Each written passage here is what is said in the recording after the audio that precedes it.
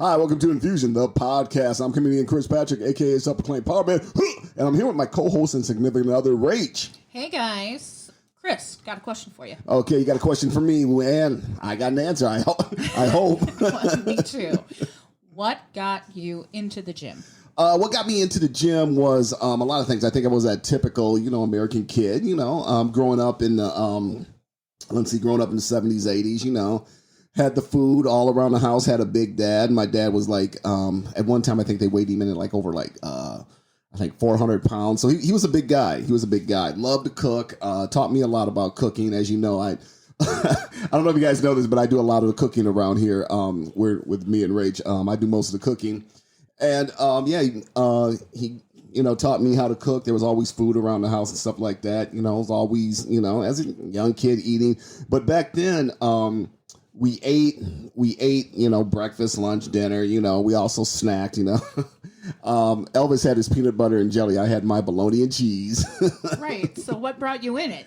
So what brought me in it was just, growing up, you got into high school, got into junior high, got into high school. All my friends had girlfriends. I didn't. A lot of them said, you're too fat, or, called me names, stuff like that. Even though I played baseball, football, ran around, and I'm talking just, neighborhood kids, playing football, baseball. I was very, very active, even though I was a big guy, very, very active. And in ninth grade, we were in gym class, and before gym class, the teacher came and took us all in and said, it's time for you guys to go weightlifting. And we went weightlifting, and we started lifting weights, and then when I got into high school, 11th and 12th grade, I actually had a class in weightlifting, started lifting, started getting more muscular, more bigger, more muscular, and started losing weight. Then after high school, kind of cut out for a while, didn't lift that much, didn't work out. I was working out here and there.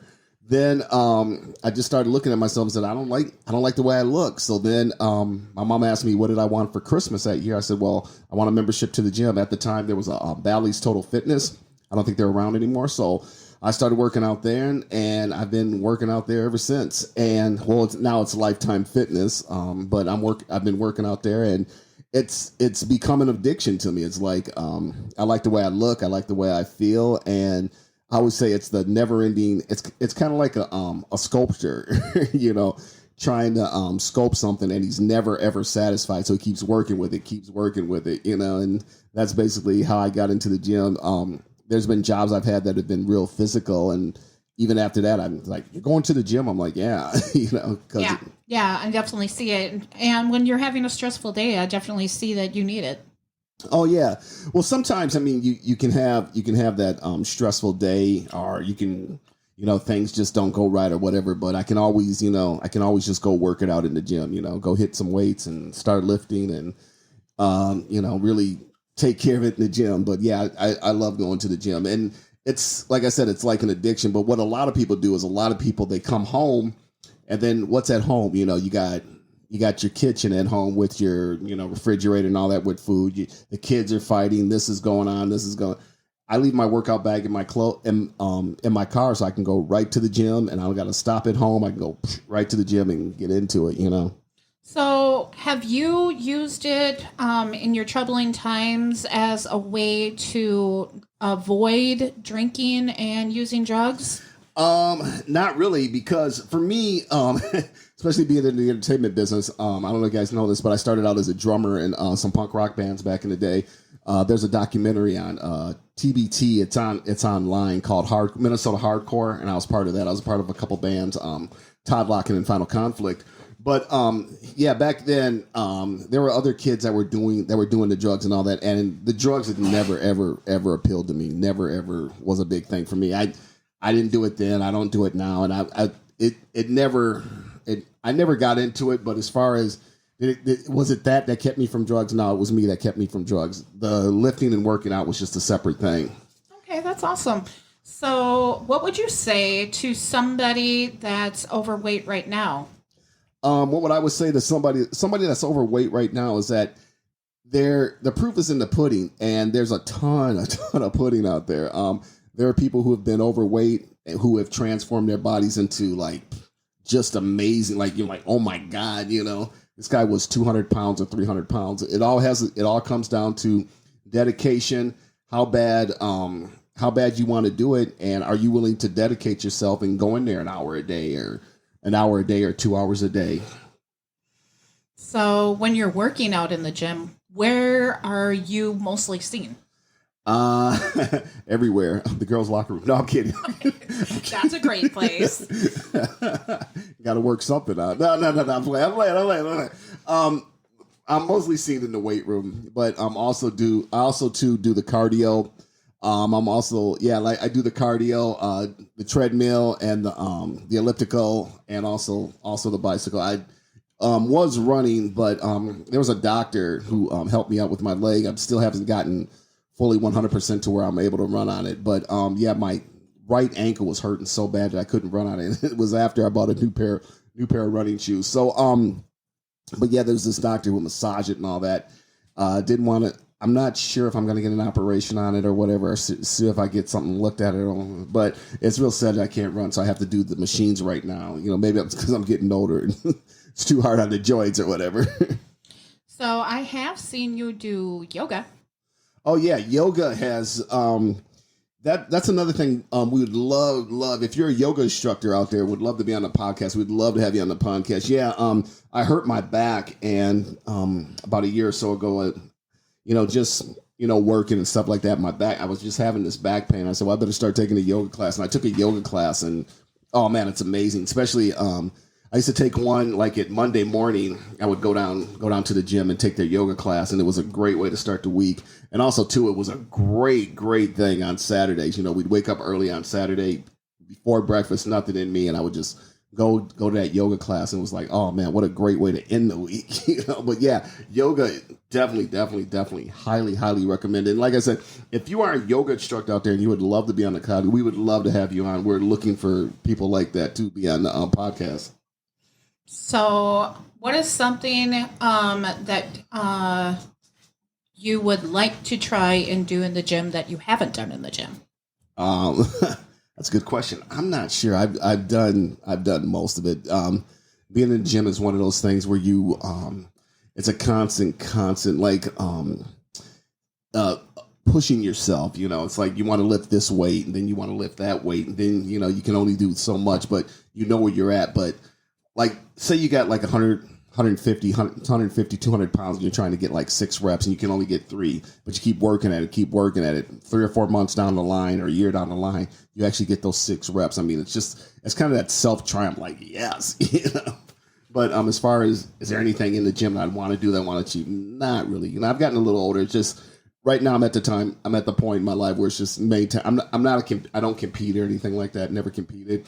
But it's at the point in the time where it's just like, I just love doing it and just love staying healthy and being healthy, even though, too many cheeseburgers. No, I'm kidding. But just being healthy and just staying in the gym and, keeping the body in shape. Now, you have talked about reps. How do you do your reps? Reps are, okay, when you take the barbell off, let's say you're doing a bench press and you bring it down to your chest, and that's what they call 1 rep.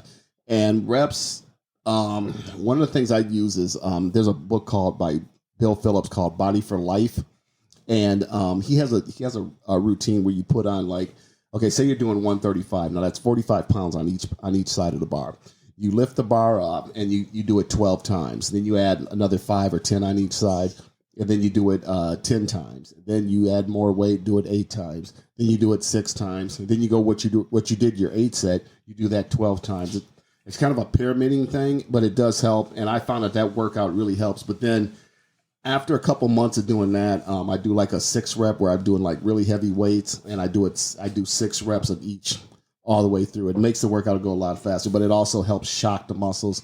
And that was one of the things that Joe Weider, who trained Arnold Schwarzenegger, was one of the things that said that as far as shocking the muscles differently, putting a little bit more pressure on them and stuff like that to help them grow, to help you get mass. But it's all about when you first walk into the gym, when people ask me, or especially women, I want to start working out. Our guys are like, yeah, I want to get in the gym. It's like, what are you trying to get to? What are you trying to do? Then when I find out what they're trying to do, it's like, okay, I can work with you like this or do that, Now, I'm probably going to get the word wrong, Um, burnout? No. Burn down. Burn down. There you go. Oh, burn downs are fun. Burn downs are fun, and like I remember, there's a great story about work. Burn downs.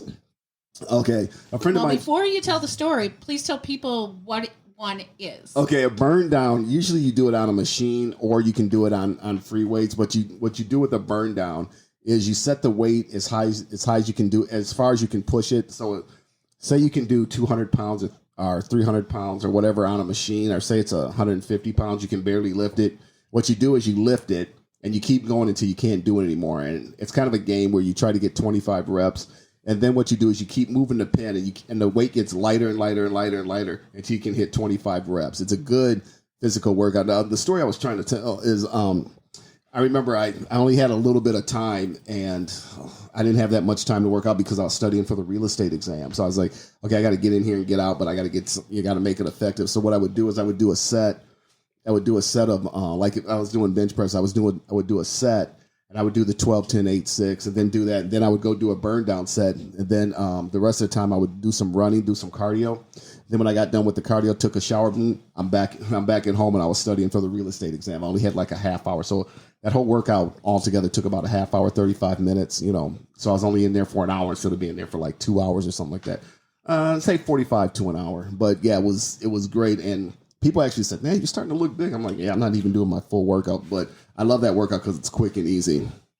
So some of the things that I've seen with you when you're working out is you usually don't carry your own music, and you usually don't carry your own water. Yeah, good stuff. The thing with me with water, and the thing about water is this, and I'm not saying that you shouldn't have water in the gym. You should always, if you think you need water, but here's the thing. Here's the real thing about water. And this is just my opinion. First of all, I am not a certified personal trainer. I am not, like I said, certified or anything in any, I forgot I'm not sure but I'm not a certified personal trainer. But for me, and I know my body, I don't carry music because when I'm carrying music, whatever device you're listening to it on, you're always messing with it. And I'm just like, I don't need the aggravation. And then the thing doesn't go off, or the thing's messing up and you're not getting the music, or the batteries run out. No, it's just too much aggravation for me. And another thing, as far as water for me, I know my body, and the thing that the personal trainers and all that tell you to drink water because they want to keep you hydrated. And the reason they want to keep you hydrated because they don't want you passing out or going into, hurting yourself, and then they're going to be liable. So they say drink a lot of water. But I know my body, and like I said, I can do my full weight workout and my cardio without taking a drop of water. But then afterwards, it's like I really need something to drink. But, so how much water do you usually drink a day then?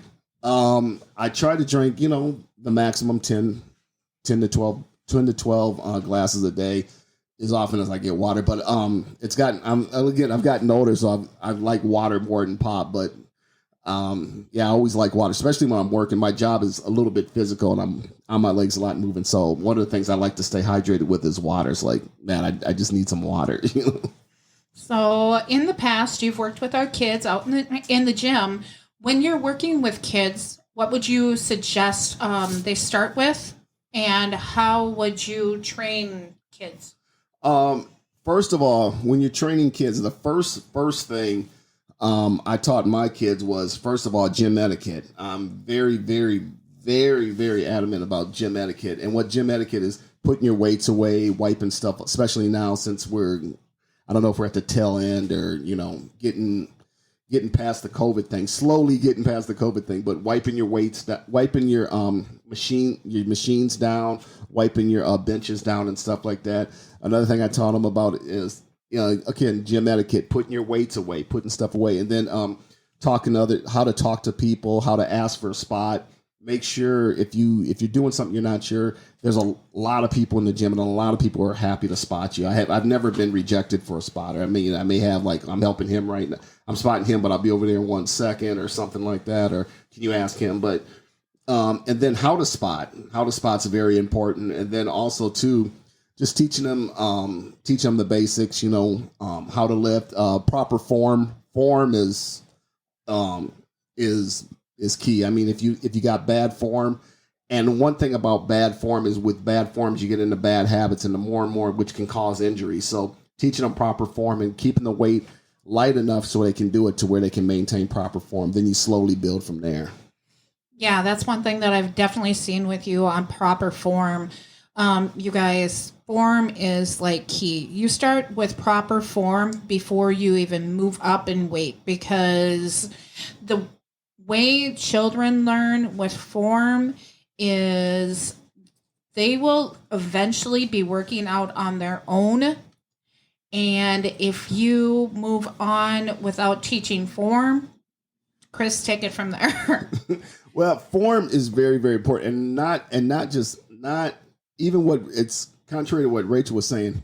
Form is very important, and also too, there are people at certain gyms I've seen. I'm not going to mention any names, but certain gyms I've seen, and these are people are professional trainers. They're certified professional trainers, and I see them working with their clients, and I see the form, and I'm like, you need to teach this person form, and they're getting paid. They're paying you to teach them that, and you should be teaching them that right off the bat. And also, too, I've seen guys, huge guys, I mean, muscular guys are just like, dang, massive. And I've seen them on the bench, and they're lifting their butt off the bench and doing all that and having, I mean, they're huge guys, and, you know, they're lifting a lot of weight, but their form is just like, I'm like, you got to learn some form. But, yeah, and also, too, yeah, like we said, you know, these guys are getting paid. You're taking money from people, and you're teaching them this form where you need to teach them better form, you know, especially if you're taking their money, you know. Didn't you say there was one time that a bodybuilder was working on his muscles and his back was arched over, and you talked to him about working on his back? Oh yeah, there was a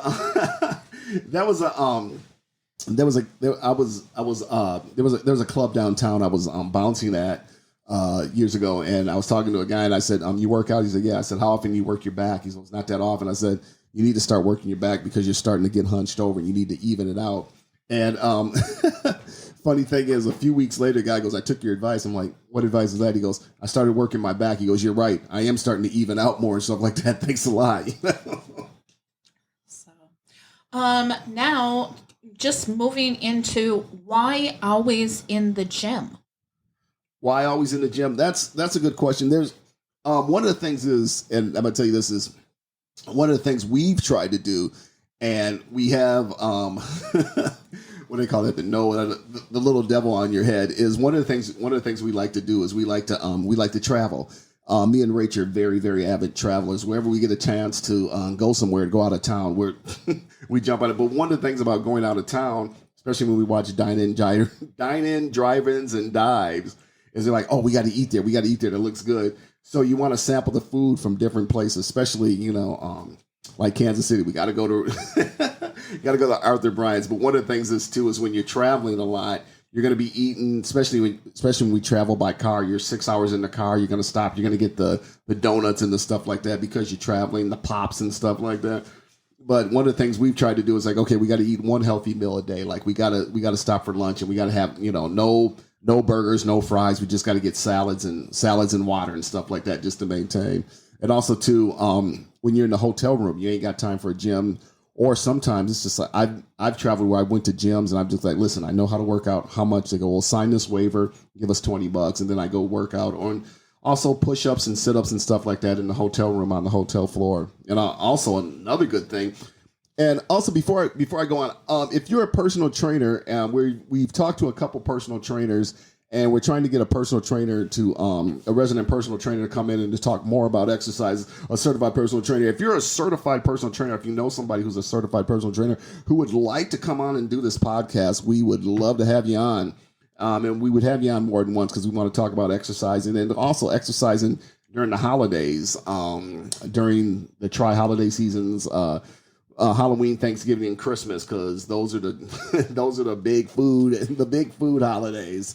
But yeah, just working out in the hotel room, doing push-ups and sit-ups on the hotel floor. You know, just maintaining. Another good thing too is you can go to I don't know if you're big on water, but you can go to the local grocery store, buy a couple gallons of water, and use them as dumbbells. Put put them up over your by your shoulders and do some squats with them and stuff like that. Great way to work out, and great way to work out and just stay in shape and to maintain while you're on the road and while you're traveling.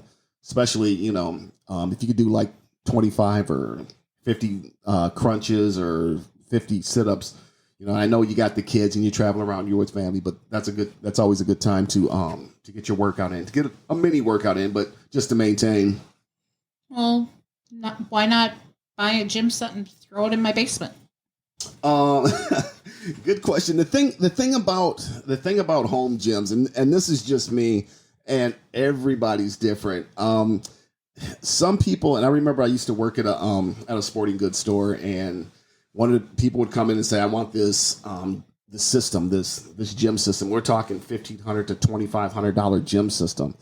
And I was always saying that, that's really a lot of money to be spending. And I always got the same thing. Well, I want to start working out. I want to start getting in shape. I'm going to buy this. I'm like, well, you may want to just start with just a flat bench and some dumbbells you can do. And I'd show them how to work out like that. And that way you're not spending a lot of money. And the good thing with that too is that even if you decide to join a gym or you don't use this anymore and they're in the corner collecting dust, you can always donate it to a local boxing gym, especially the police boxing gyms. That's where Muhammad Ali started, and a lot of them are willing to take this stuff because they're running on like a shoestring budget or very little money, and a lot of them are willing to take it and will take it for you for free and stuff like that. And I'm not sure if it's a tax write-off or whatever, but they're always a good place to donate it to a local boxing gym, and also too. Your high schools and all that, because a lot of them only have so much money for equipment, so you can always donate it to your local high school or junior high school or whatever.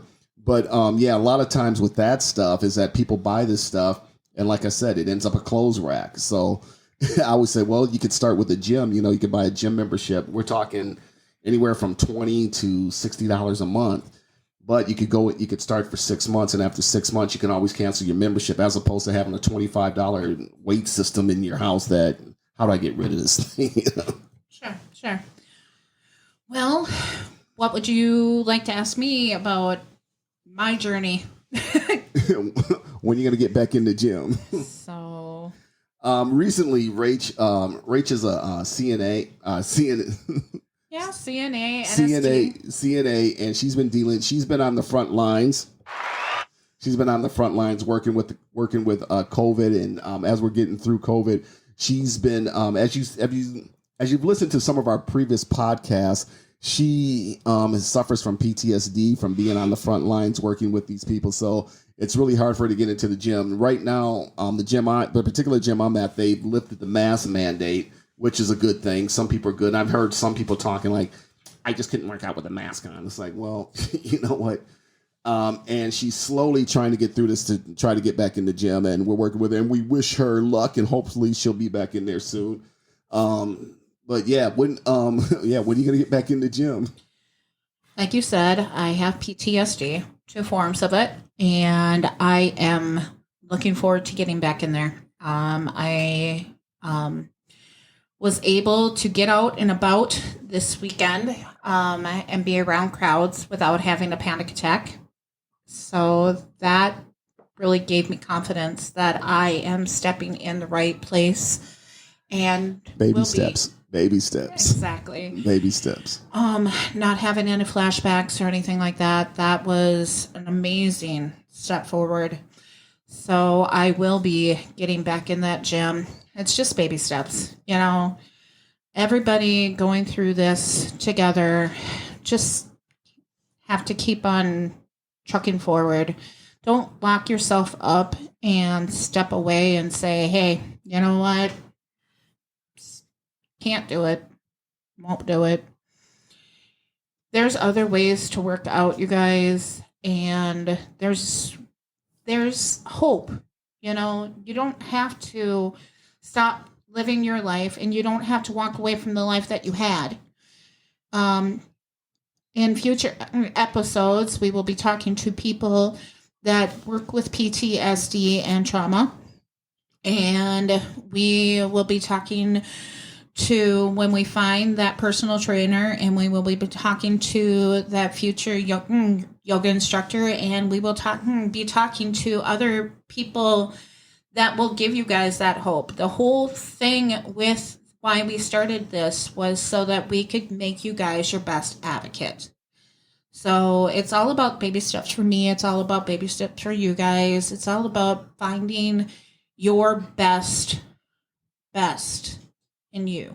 So, and also too, I know that the mask mandates are slowly starting to get lifted. We're in Minnesota, but I'm not sure about your state, but the mask mandates are slowly getting lifted. But if you're in Minnesota, especially, I just got to say one thing: don't throw your mask away yet. I spent a lot of money on some really cool ones, but anyways, don't throw your mask away yet, because I know a lot of people that go, I know we don't have to wear masks anymore, but over the winter time here in Minnesota, a lot of people, they found out that the flu cases went down, and a lot of people are saying, hey, when flu season comes, I'm definitely wearing my mask indoors and stuff like that. So don't throw your mask away, because it can really help you this winter time when it comes to flu, when it comes to keeping you from getting the flu and stuff like that from these germs.